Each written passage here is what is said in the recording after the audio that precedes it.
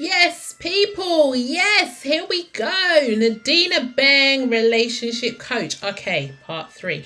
So this time, longer. Is longer better?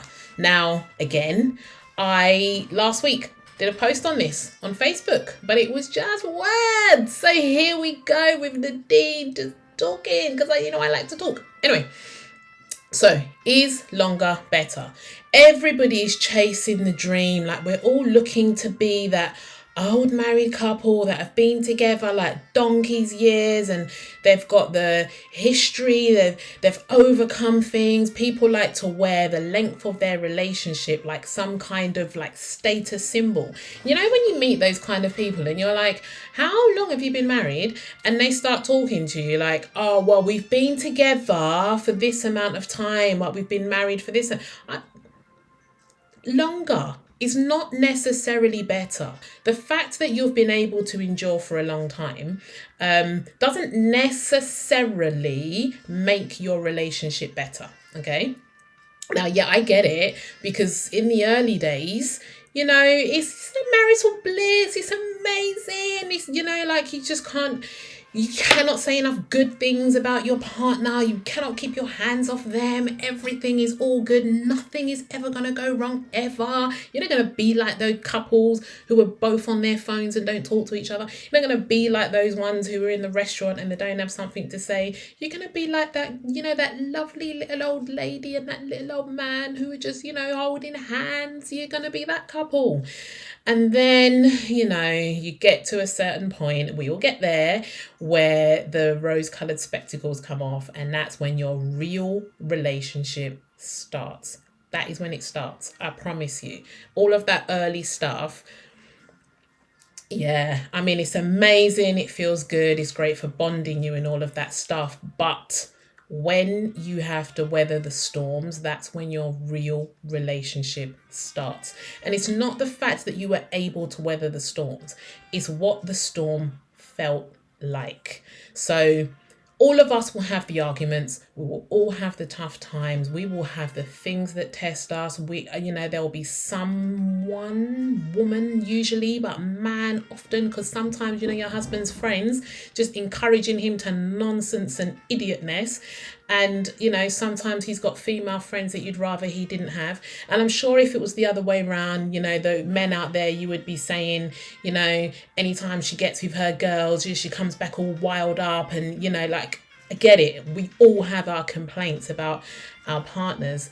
But the point I was making was about better. So it's about, what does it feel like when you're going through the tough times? So are you a partnership who turn towards each other? Do you come together and be like, you know what, this is tough.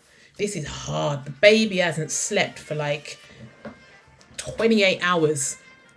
And I've been awake with the baby the whole time. And do you start snapping at each other, or do you find a way to support each other and come together in it? So anyway, the point around longer isn't better, because for some of us, we sit in relationships for, we're married. We kind of go, we're married. So that is it. That is like the end of me having any say.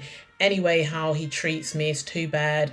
I don't want to be that woman with a failed relationship. I don't want to be that woman raising the children without the husband there. I don't want to be that one. We have that kind of conversation. But at the end of the day, it's about honoring your own truth.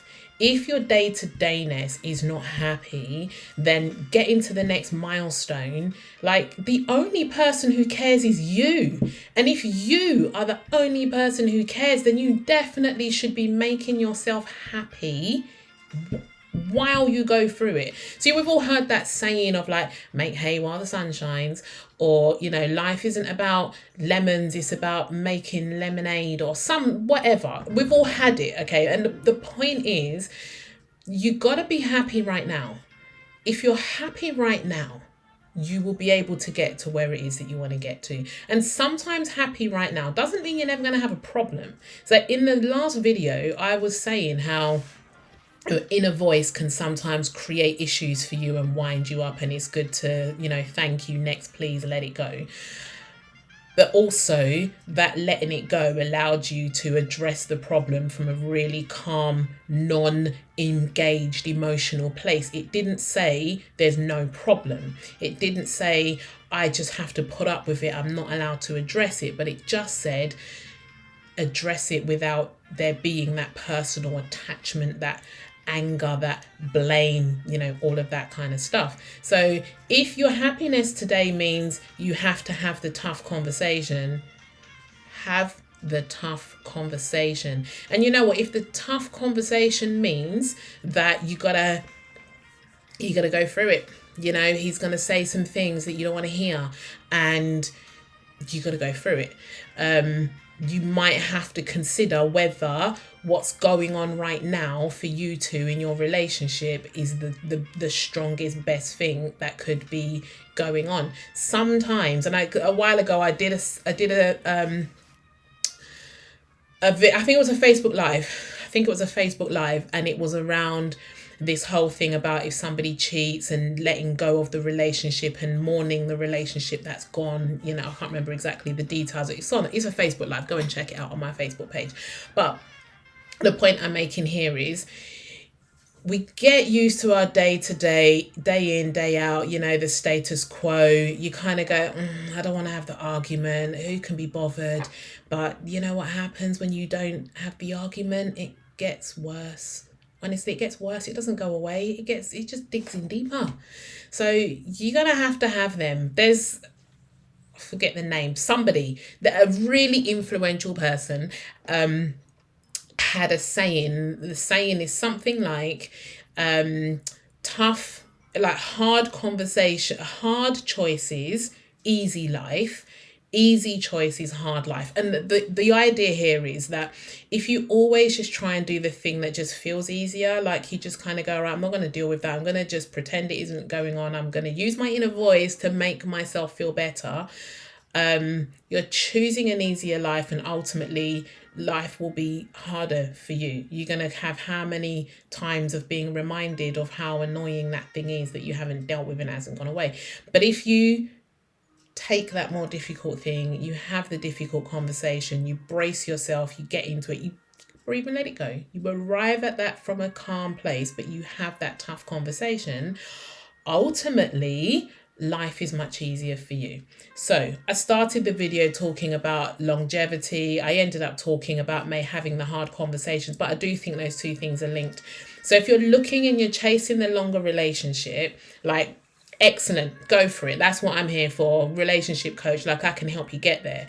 But don't be chasing that long relationship at the expense of your personal well-being, your boundaries. One of my best friends on the planet has got this saying that she got from her dad, and it is like, people change but standards remain. It's something about make sure that you do not compromise your standards. Situations, people, all those kinds of things might change, but your standards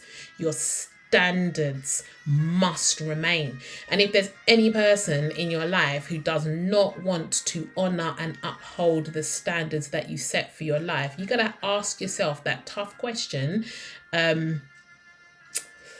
Is this a person I'm keeping in my life? Because if that's your husband, he's probably going to want to find a way to honor you. And if he genuinely doesn't want to find a way to honor you, tough question, tough conversation. You know what?